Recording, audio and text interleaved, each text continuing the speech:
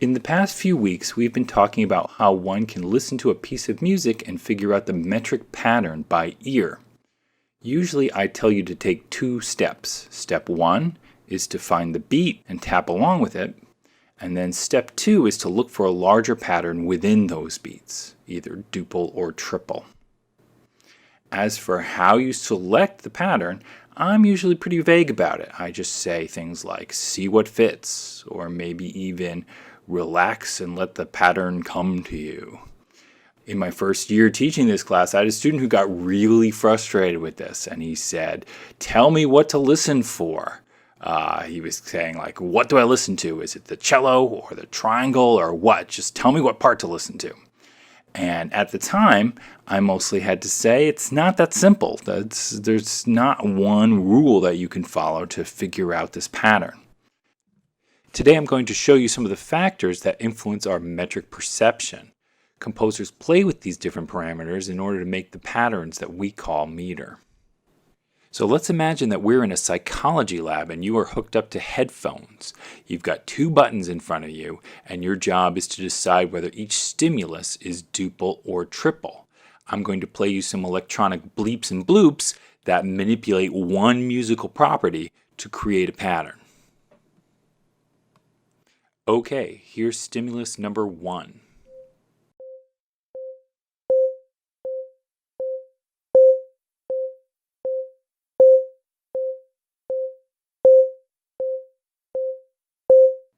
This one is pretty straightforward.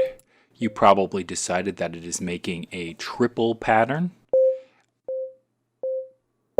Maybe you can tell already that the signal is manipulating amplitude or loudness in order to make this happen.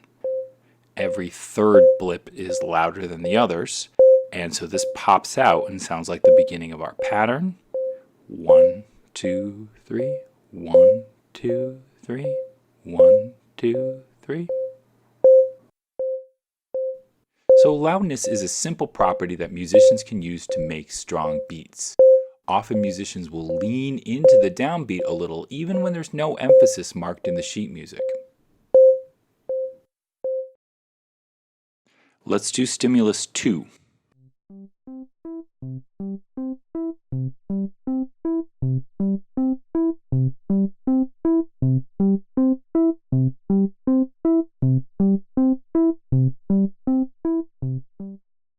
For this one, you would probably choose duple. You can definitely hear that there are a mix of higher and lower pitches, and the lowest pitch pops out and draws our attention. It's probably going to be the beginning of our duple pattern, like 1, 2, 1, 2. In general, lower sounds make a beat sound deeper and more fundamental.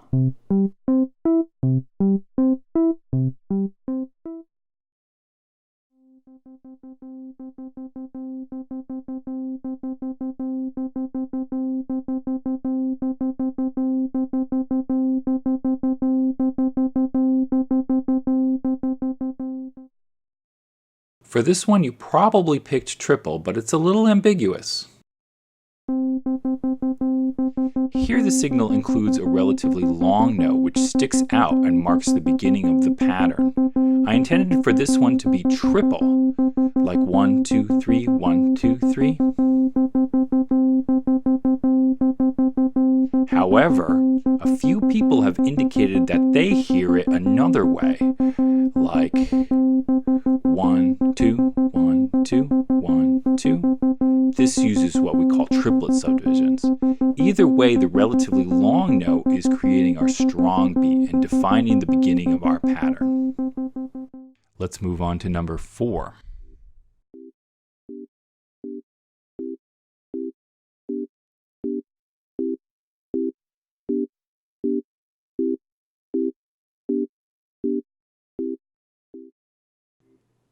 This one is very straightforward.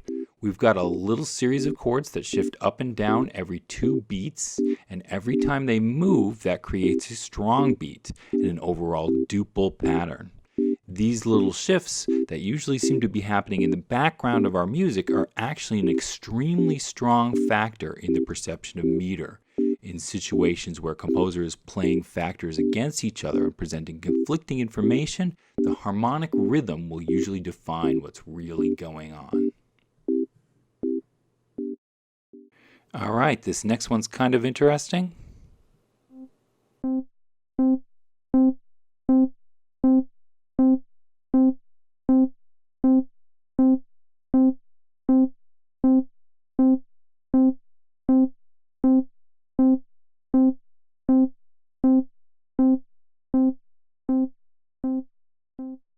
This one gets a surprisingly strong reaction in class. Sometimes when I play it, virtually the entire room raises their hand to indicate that they think it's duple. What's creating the pattern this time? Well, nothing really. Once the beeps are done fading in, they are all exactly the same. So there's nothing in the signal that makes a duple pattern. Yet, depending on where you start paying attention, a duple pattern does seem to make a lot of sense. Like 1, 2, 1, 2. The beeps even start to sound a little different. This shows that we have a strong internal bias towards duple, especially at this slow tempo. You could rewind this video and intentionally hear the pulse and triple meter, but it's more work, and you originally probably had no motivation to do it. All right, this is the last one.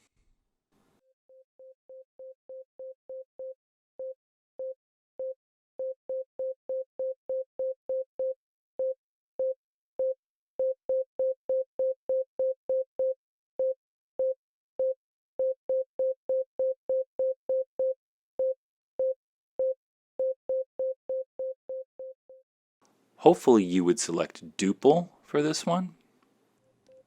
This one features 4 beats worth of fast notes, followed by another 4 beats of slower notes. Every time we shift gears from fast to slow or vice versa, that transition pops out as important and marks the beginning of our pattern. Any abrupt change in the way the music is going has the potential to create a downbeat like this.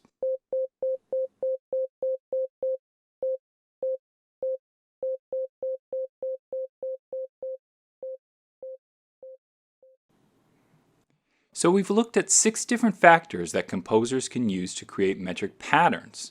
Sometimes multiple parameters are working together to create a very clear pattern, and sometimes composers will play one factor off another to make the music sound complex and exciting. This is why it's pretty much impossible to give simple instructions for how you determine the metric pattern with rigorous certainty. At the end of the day, you probably still want to take an intuitive approach. This is what musicians do. They usually don't really think about it that hard. They've kind of absorbed all these rules through experience without necessarily even knowing them intellectually. If you were able to listen to the stimuli and arrive at what I say are the correct answers, it means that you know them too. So I hope you found this interesting, and maybe it will help boost your confidence while you're doing this. However, we are ultimately in the same place where we started off with 2 vague, intuitive steps in our process. Step 1, find the beat and tap along. Step 2, find the pattern within those beats. See what fits. Let the pattern come to you. Okay, thanks for listening.